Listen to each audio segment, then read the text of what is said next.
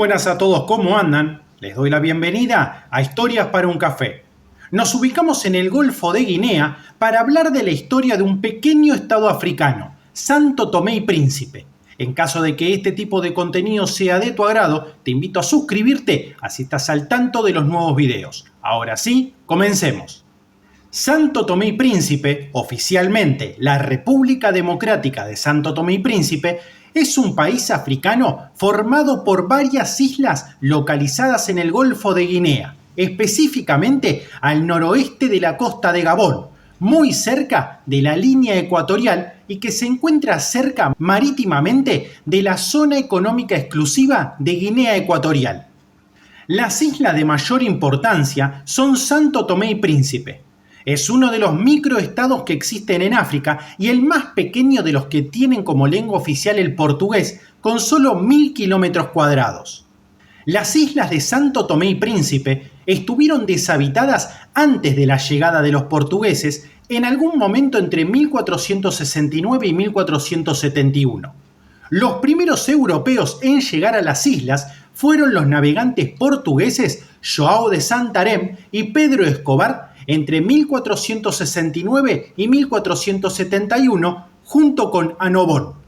Los navegantes portugueses las exploraron y decidieron que serían una buena localización para comerciar con el continente africano. El primer asentamiento estable en la isla de Santo Tomé fue creado en 1493 por Álvaro Caminha, que recibió la tierra como donación de la corona portuguesa. El rey Juan II ordenó que se llevase a la isla a 2000 niños judíos sefardíes exiliados de España, arrancados de sus familias, para allí bautizarlos y criarlos como cristianos. Según una crónica de 1510, solo 600 de los niños sobrevivieron. La isla de Príncipe fue colonizada en el año 1500 en condiciones similares. Conseguir colonos era difícil y la mayoría de los primeros habitantes de las islas fueron indeseables enviados desde Portugal, en su mayoría judíos. Con el tiempo, estos primeros colonos descubrieron que el fértil suelo volcánico de la zona era adecuado para la agricultura y el cultivo de caña de azúcar. En 1595 tuvo lugar la famosa rebelión de esclavos en las islas africanas de Santo Tomé y Príncipe. Según algunos documentos históricos, Rey Amador era un esclavo quien evitó la esclavitud y movilizó a todos los angolares, los habitantes de las islas en aquel entonces, así como a otros africanos para construir una nación libre sobre el interior de dichas islas. Entre 1595 y 1596, Santo Tomé y Príncipe fue gobernado por los angolares bajo el mando de Rey Amador. El 4 de enero de 1596, Rey Amador fue capturado, condenado a prisión y asesinado por los portugueses. Todavía hoy en día lo recuerdan a él con mucho cariño y lo consideran héroe nacional en las islas. El cultivo del azúcar era un proceso que requería un trabajo intensivo y los portugueses comenzaron a adquirir un gran número de esclavos del continente africano. A mediados del siglo XVI, los colonos portugueses habían convertido las islas en los principales exportadores de azúcar africano. Santo Tomé y Príncipe fueron adquiridas y administradas directamente por la corona portuguesa en 1522 y 1573, respectivamente. Sin embargo, el auge del cultivo de azúcar en América y otras colonias comenzó a perjudicar la economía de las islas. Además, la creciente población de esclavos demostró ser difícil de controlar, ya que Portugal era incapaz de invertir demasiados recursos. En una de las varias revueltas de esclavos en las islas, un esclavo llamado Amador, considerado actualmente héroe nacional, llegó a controlar casi 2/3 de la isla de Santo Tomé.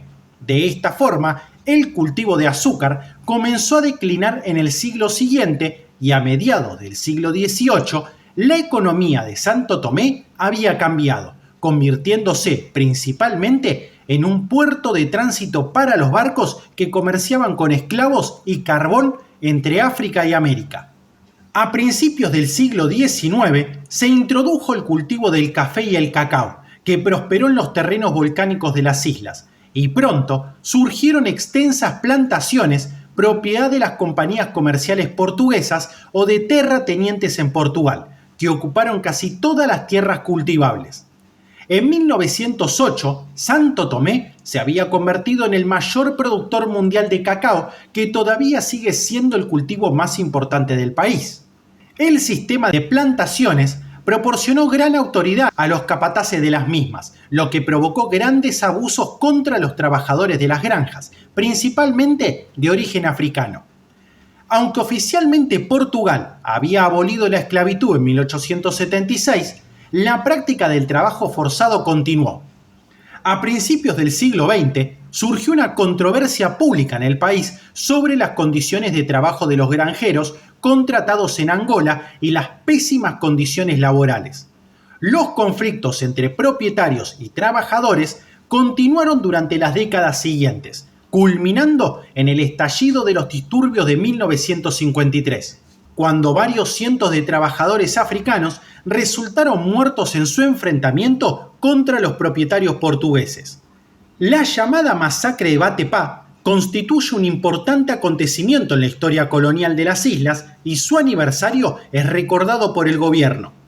A finales de la década de 1950, cuando otras naciones por todo el continente africano comenzaban a demandar su independencia, un grupo de habitantes de Santo Tomé formó el Movimiento por la Liberación de Santo Tomé y Príncipe, de orientación marxista, que finalmente estableció su base en el cercano Gabón.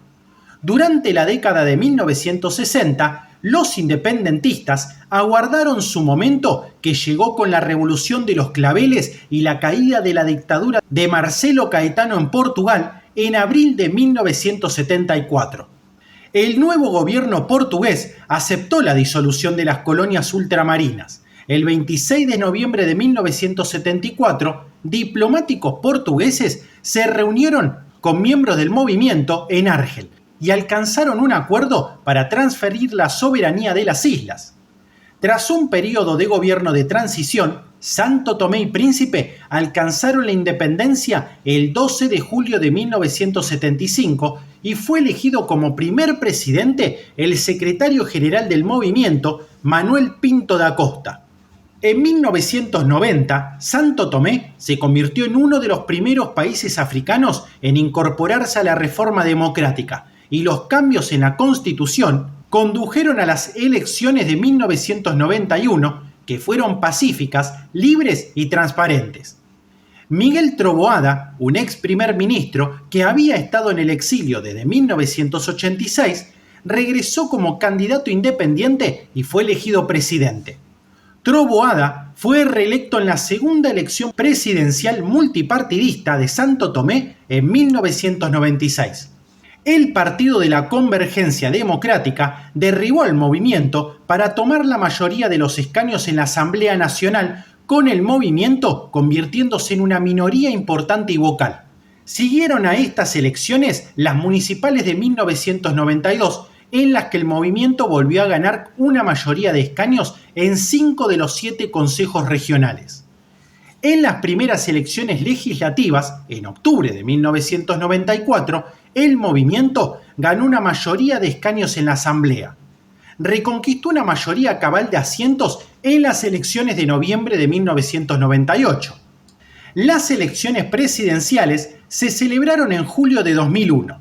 El candidato respaldado por el Partido Independiente de Acción Democrática, Fradique de Menezes, fue elegido en la primera vuelta e investido el 3 de septiembre.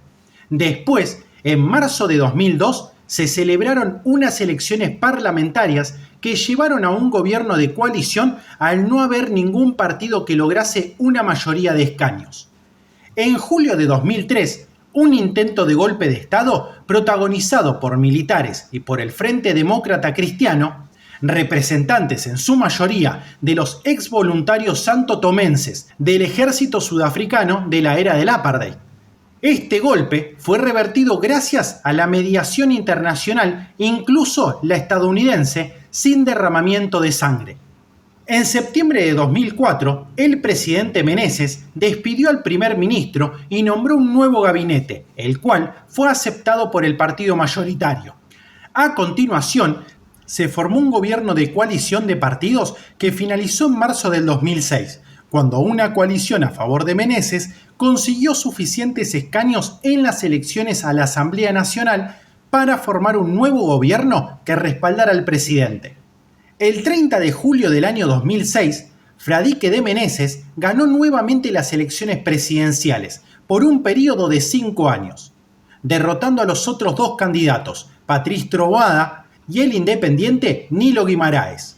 Las elecciones locales, las primeras desde 1992, se celebraron el 27 de agosto del 2006 y fueron ganadas por los miembros de la coalición gobernante. Evaristo Carvalho fue el presidente de Santo Tomé y Príncipe desde 2016, después de ganar al presidente anterior Manuel Pinto da Costa. El presidente Carvalho fue también el vicepresidente del partido centro-derecha Acción Demócrata Independiente. Patrice Emery Trovoada fue el primer ministro desde el 2014. En diciembre del 2018, Jorge Bom Jesús fue el líder del Movimiento de Liberación de Santo Tomé y Príncipe y el Partido Socialdemócrata, y ocupó el puesto del primer ministro. En septiembre de 2021, el candidato de la oposición, Carlos Vilanova, ganó las elecciones presidenciales. Finalmente, en septiembre de 2021, el candidato de la oposición de Acción Demócrata Independiente, Carlos Vilanova, ganó las elecciones presidenciales. Así, llegamos al final de este video, que espero haya sido útil para conocer más acerca de la historia de Santo Tomé y Príncipe. De ser así, te agradecería que me puedas dejar un pulgar arriba y te suscribas, que ayuda a que el canal siga creciendo. Esto ha sido Historias para un Café y nos veremos pronto. Hasta luego.